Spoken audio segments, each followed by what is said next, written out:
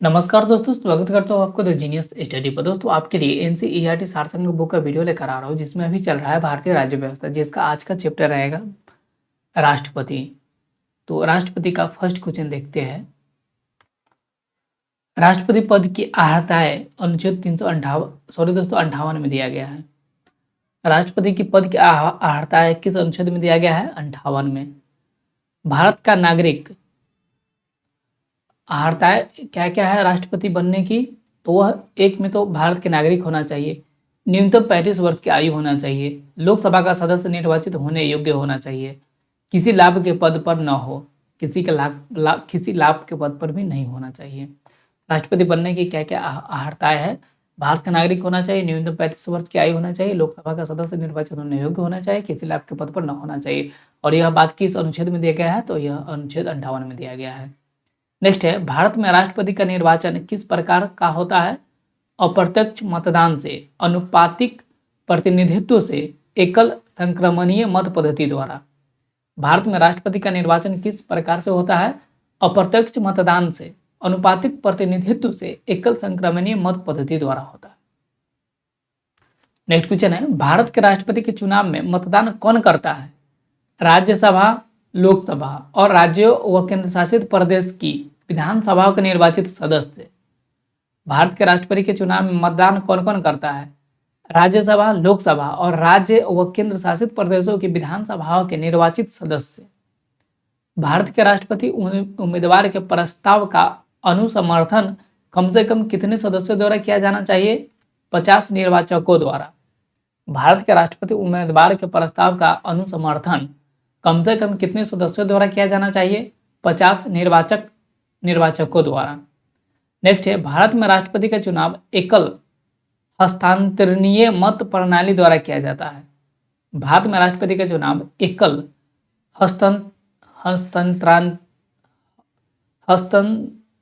हस्तांतरणीय मत प्रणाली द्वारा किया जाता है। नेक्स्ट क्वेश्चन है, राष्ट्रपति के निर्वाचन में किसी राज्य का मुख्यमंत्री किस स्थिति में मतदान करने के लिए पात्र नहीं होगा? यदि वह राज्य विधानमंडल में उच्च सदन का सदस्य हो।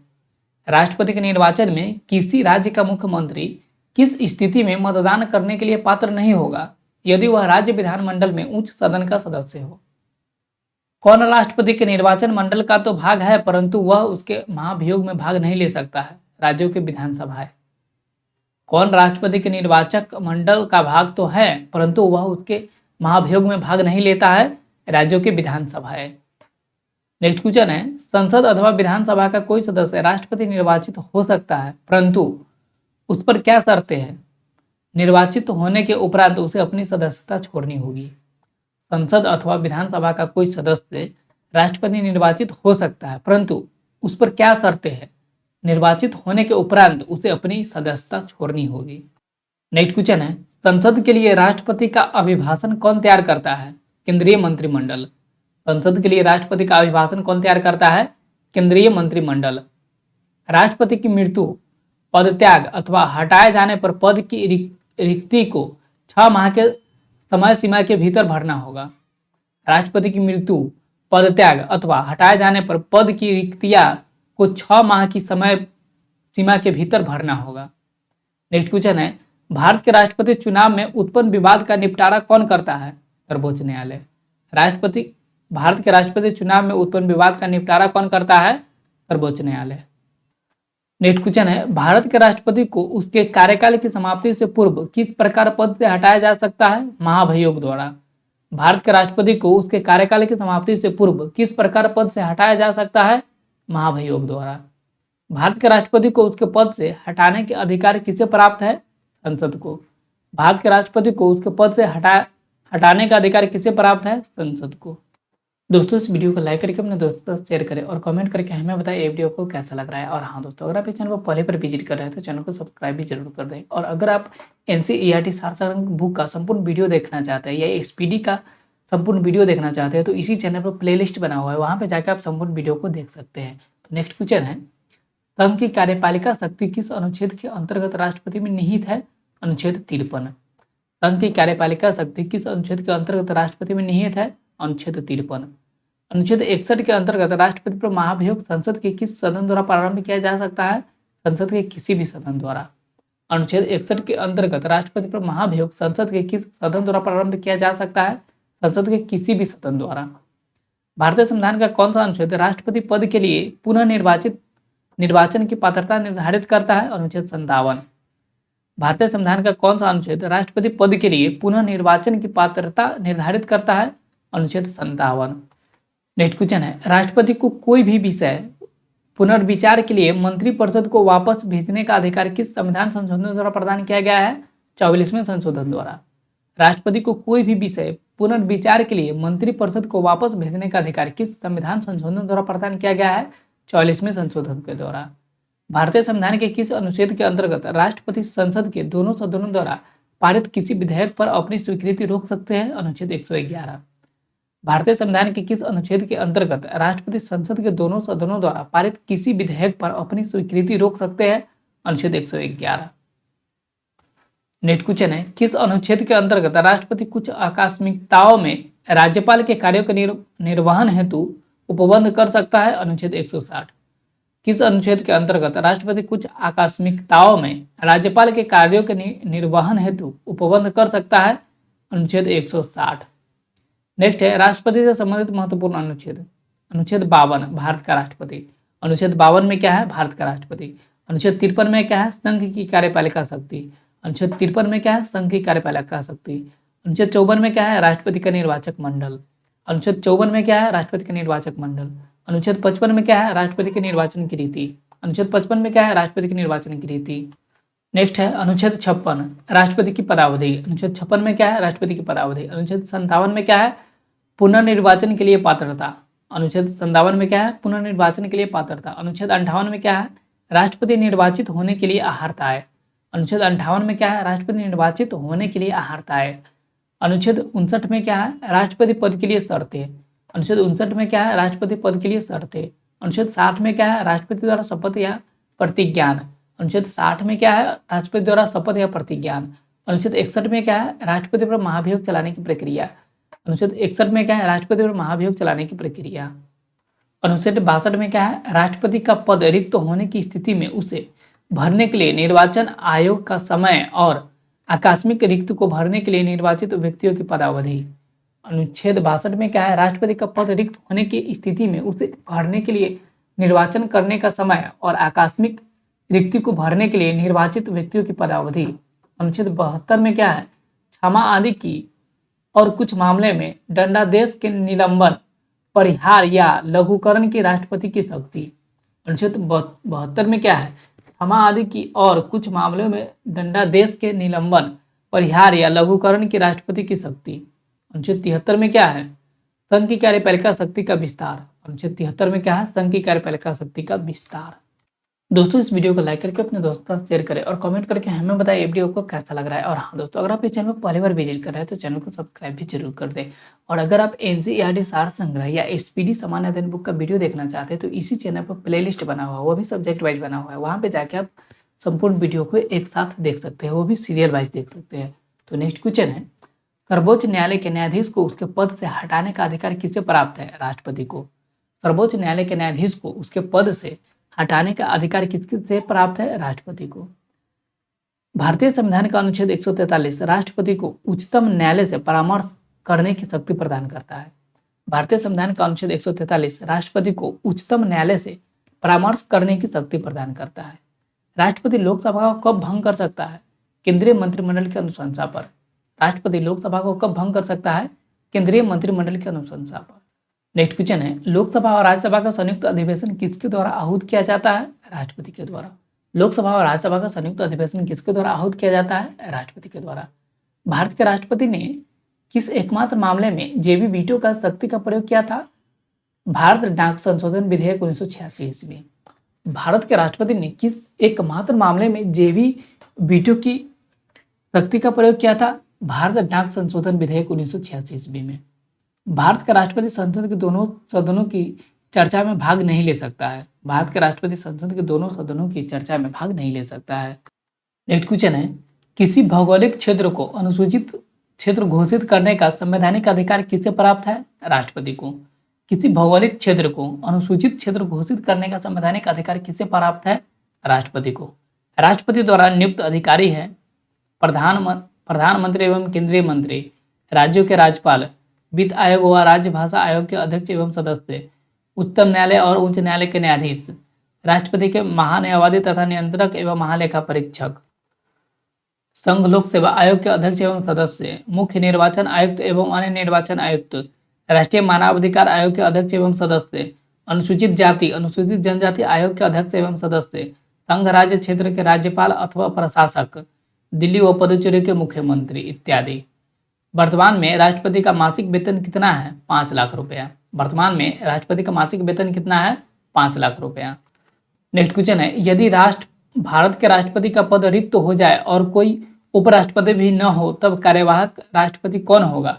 सर्वोच्च न्यायालय का मुख्य न्यायाधीश।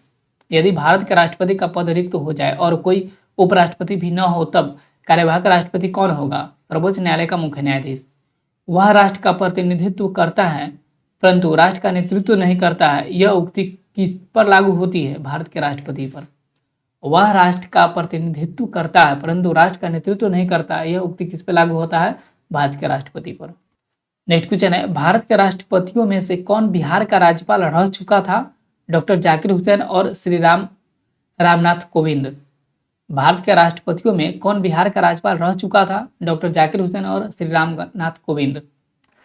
दोस्तों इस वीडियो को लाइक करके अपने दोस्तों से शेयर करें और कमेंट करके हमें बताएं ये वीडियो आपको कैसा लग रहा है। और हाँ दोस्तों, अगर आप इस चैनल पर पहली बार विजिट कर रहे हैं तो चैनल को सब्सक्राइब भी जरूर कर दें। और अगर आप एनसीईआरटी सार संग्रह बुक का संपूर्ण वीडियो देखना चाहते हैं तो इसी चैनल पर प्लेलिस्ट बना हुआ है, वो भी सब्जेक्ट वाइज बना हुआ है, वहाँ पर जाकर आप संपूर्ण वीडियो को देख सकते हैं। और एसपीडी का सामान्य अध्ययन का बुक का वीडियो भी इसी चैनल पर डाला गया है, वहाँ पर भी जाकर आप प्लेलिस्ट पेज वाइज देख सकते हैं। तो नेक्स्ट क्वेश्चन है, राष्ट्रपति के प्रसाद प्रयत्न पद धारण करने वाली पदाधिकारी।